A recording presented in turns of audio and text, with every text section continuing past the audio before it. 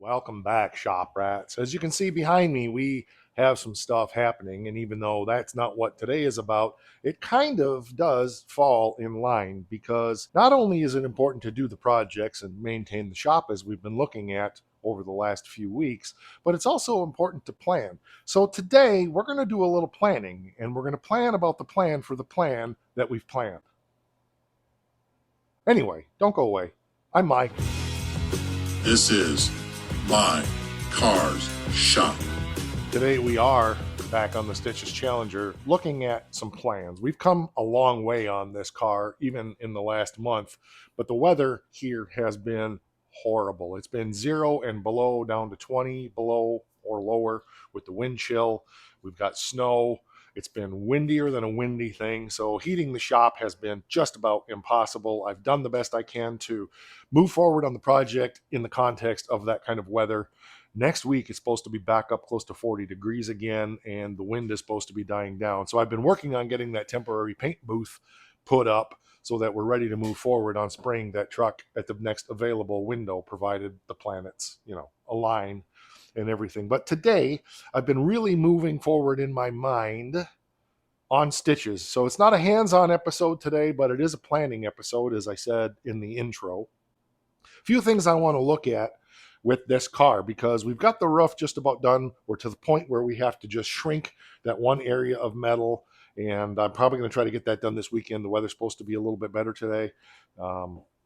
We'll see, or tomorrow. I mean, the weather's supposed to be a little bit better. But today, I really am thinking about the rear end on this car and the cowl area and what we're going to need to do there. So I thought I would take you along today into the cogitating part of this, and we're going to do some measuring and looking and investigating, and well, there's just going to be stuff. So if you're interested in that part of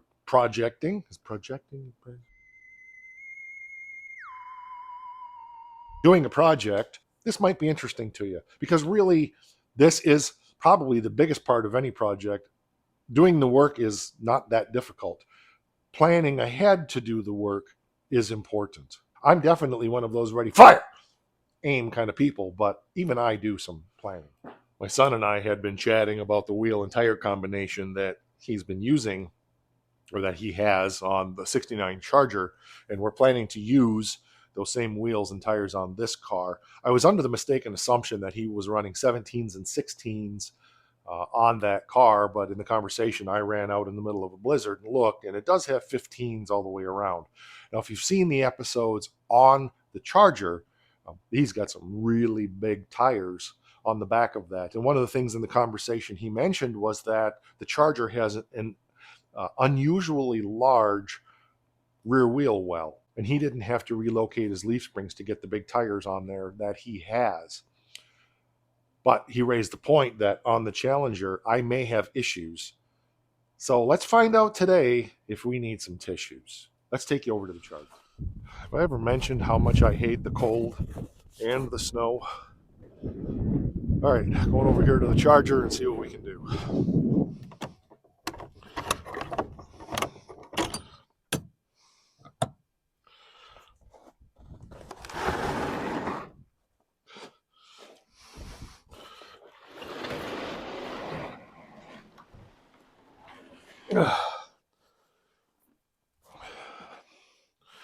So these are the beasts that are on here. I really like those wheels. They're pretty cool. Anyway, I'm going to measure across there and find out how wide that tire is and see if we can figure out the offset real quick.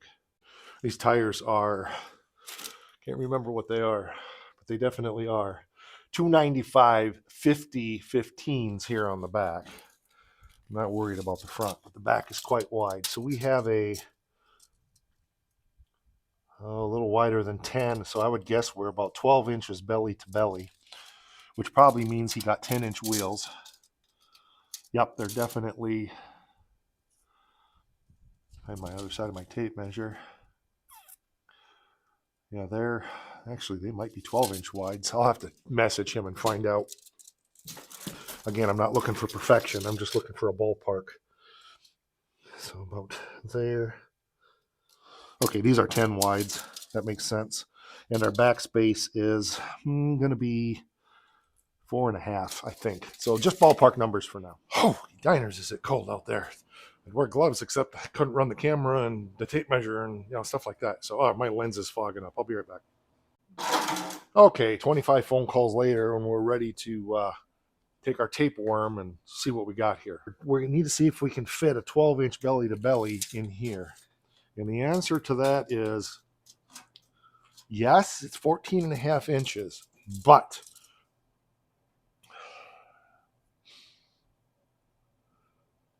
the issue will be body roll, okay? Because there is an amount of, when the axle is in the car, the body rolls on the car, and of course the axle is staying straight. The outside, as long as you can usually get a finger width between the tire and the lip on the fender well, you're fine. But on the inside, it's a bit different. Let me show you why. There's geometries and stuff. But basically, it's because in here you have a large, wide, flat spot versus out here, it's not. It's just a thin line. And so the exponentiality, which is a big word like gymnasium, but the exponentiality of how that tire, how this comes against the tire versus a small thin thing down here, this will rub inside. However, I think the rule of thumb I've always used is 1.5 inches to 2 inches. So if we have 14 and a half inches between here and here, okay, and our tire is 12 inches belly to belly, which will confirm those numbers, and we'll also eventually get the tires in here to clear all of this and check it. That leaves me 2 inches inside clearance, which should be more than enough. So I think we're going to be able to fit the same size tires on there. Now the other issue is going to be the 4.5 inch back spacing, and that's going to have to do with what rear end we choose to use. If you remember a few episodes back, we had compared the E-body housing with a 68 B-body housing. I have a couple of those, and the 68 B-body is 2 inches different flange to flange. It's a little bit narrower. You have to do either offset spring shackles or relocate spring perches, and I don't know which way we'll do it, probably the cheapest way possible. So that's going to be the other thing then that we'll need to do, is measure lip to lip on this, roll the rear end in here, slip the axle tubes in, measure belly to belly with those tires bolted on that housing, and see which one's going to be better, the E-body housing or the B-body housing, because we want to make sure that we have that maximum amount of clearance on the inside and then that finger width on the outside. It's important. But today's plan for the plan that we're planning was to find out if those 12-inch belly to belly, now that we know the number, tires would even go in this wheel opening. And the answer to that is yes, and it looks like it's within the ballpark for clearance on the inner fender well. Sometimes you can take and mini tub these cars and get rid of this lip here and make this inner tub right against the frame, so it's just one solid piece. I really didn't want to do that on this car. The wheel wells are actually in pretty good shape. If they were shot, we would consider mini tub, but I don't think that's necessary. So until spring, when we can get the Charger out, roll it over here, jack it up, take the tires off, bring the rear ends in, and do some dimensioning. So that's a plan. See what we're doing today? Do you see how it works?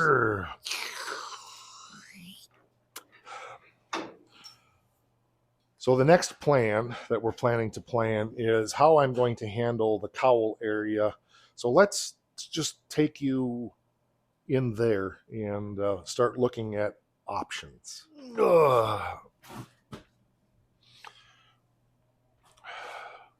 The inner cowl, which is inside of here, has issues that we need to address, and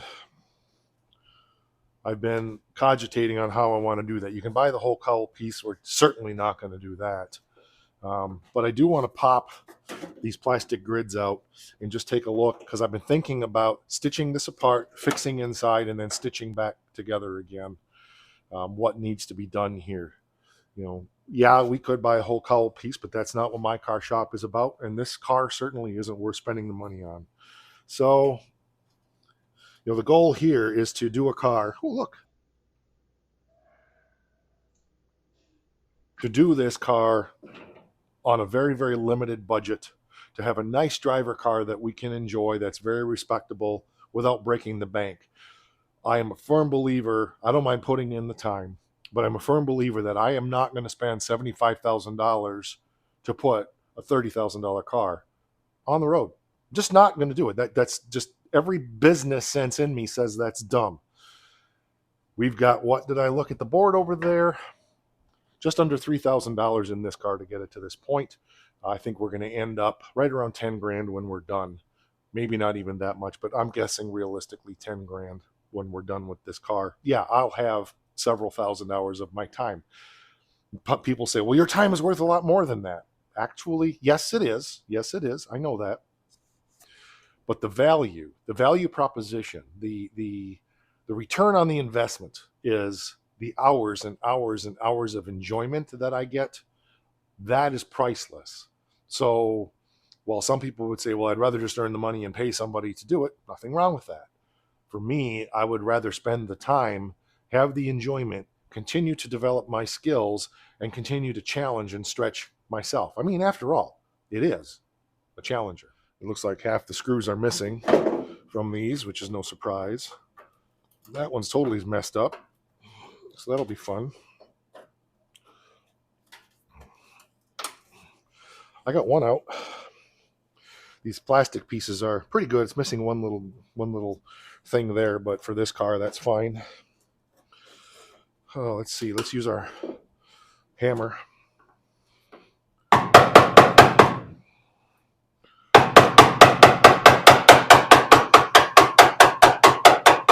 Always use the right tool for the job. Well, hopefully this will grab it.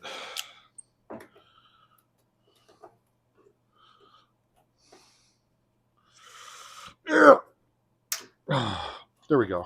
I was really waiting for that to pinch my palm.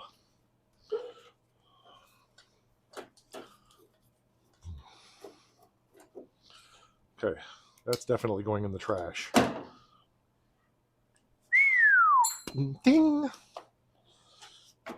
It's very nice to have those pieces. Every little piece helps. Oh yeah, we got all kinds of crap down in there. That's not good. That was not what I wanted to see at all. So where this joins, how do I put it? Yeah, right here. It's a roll, and they didn't seal it up high enough, so it's held moisture. So the place that it's rotted is where the inner panel rolls into this panel, and in here, yeah, right, I can't show you, but where that, up in here, it's all rotted along that edge. So I've got to make some decisions. That's what we're doing today. We're thinking. Don't misunderstand me that I have no intention of replacing this cowl piece. I'm not spending that kind of money on this car. But I was not planning on removing this cowl either. But what I may end up having to do is remove the cowl to a point, blow it away in here, find where it makes sense, and seam it under the fenders where it's not going to be visible, and maybe come across up here. I've got to rebuild this anyway. Take that off, fix everything in there, and then fix this part and put it back on the car.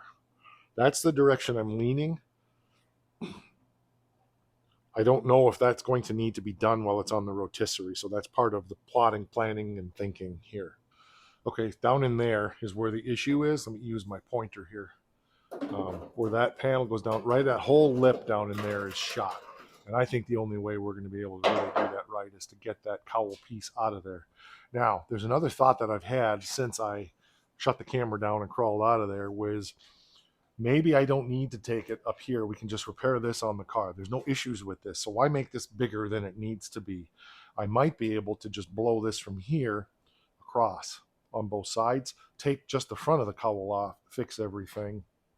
I can make that look really respectable. If we're careful, we can metal finish that. And of course, a little bit of Bondo and paint will make us what we ain't. And on this car, I'm fine with that.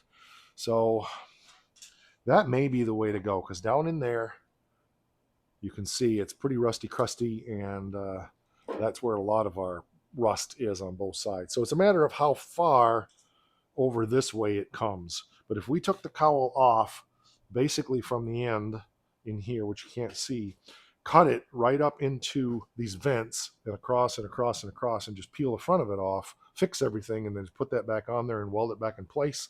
While we have it off, we can go ahead and fix up some of the stuff that's down here as well. That might be a really good option. So again, today is about planning, the plan for the plan.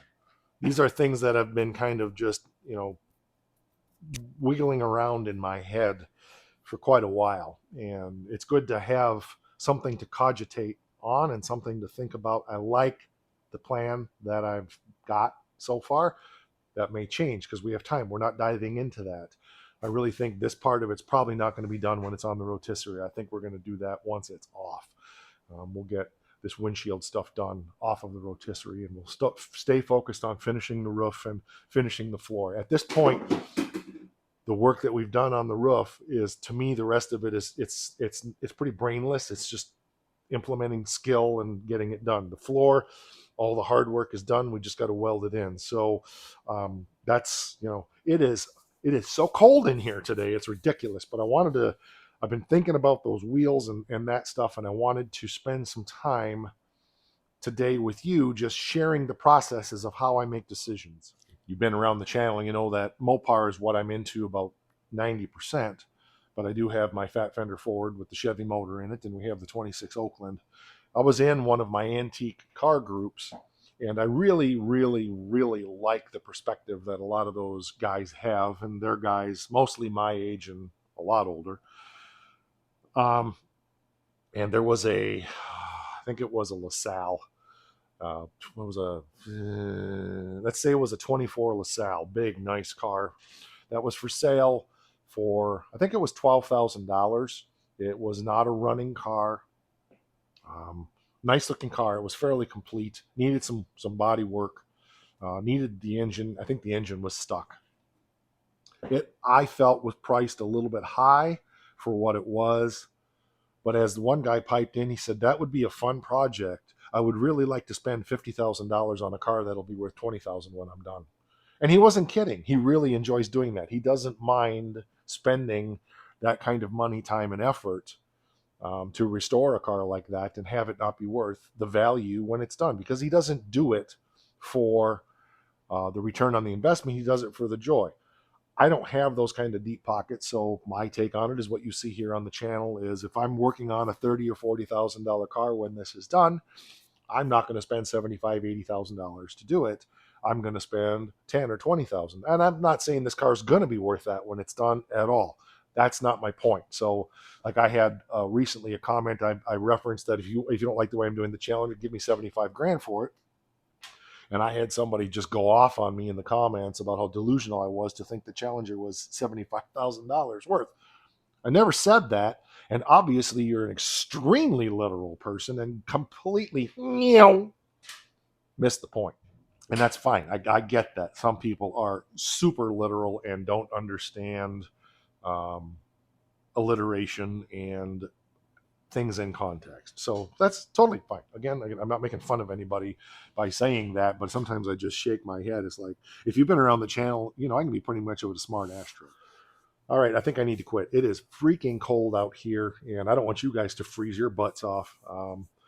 So that's going to do it for this one. I know. Why don't you put gloves on, Mike? Because I got to feel everything. I can't stand not being able to feel.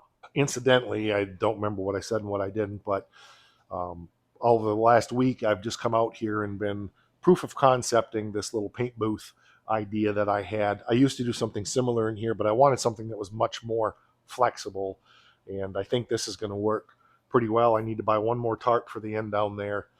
These are 8x10 tarps. I just use yellow ropes. I got them hanging on hooks and across, and I don't expect it to be perfectly sealed, but it will contain the heat. And when it's going to be warmer out, if it's 20 degrees out, I have no problem getting this shop up to 70, 75 degrees.